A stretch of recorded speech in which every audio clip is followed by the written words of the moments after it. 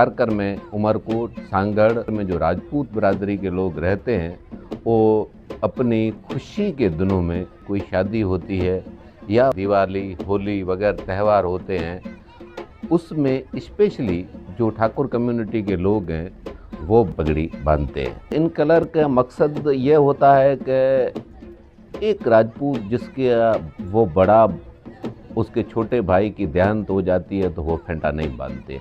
एक वो राजपूत जिसकी अपनी हयाती में उनके बेटे की खुदकी हो जाती है तो भी वो फेंटा नहीं बांधते हैं। वो अपना कलरफुल जो है वो नहीं बांधते हैं, खाकी और वाइट कलर के जो फेंटे हैं वो बांधते हैं। यह फेंटा बांध के वो अपनी आइडेंटिफिकेशन जो है उसके लिए बांधते हैं, उनमें उनकी आइडेंटिफिकेशन होती है।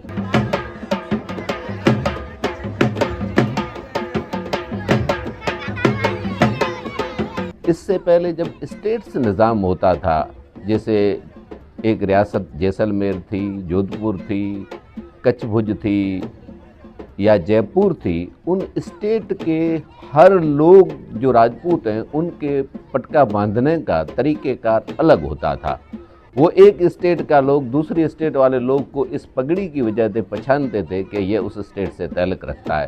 पहले तो हमारी सोसाइटी में ये हर आम राजपूत को सिखाया जाता था कि फेंटा कैसे बांधे जाए।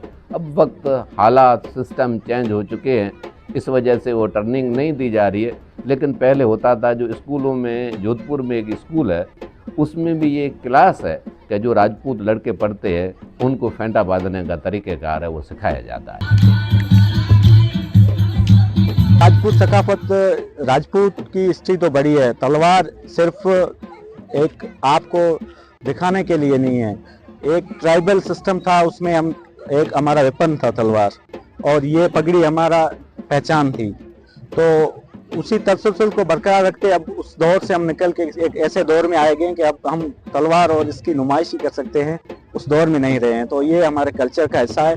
जब भी कोई हमारे शादी ब्याह होता है तो हमारे हाथ में तलवार, दूल्हे के हाथ में तलवार थमाई जाती है और पगड़ी ज़रूर होती है। आप हमारा कोई भी सोशल इवेंट या कल्चरल इवेंट देखेंगे तो सारे आपको एक नज़र आएंगे, एक ही पगड़ी और एक ही वेश में आपको बंधा रखा होता है।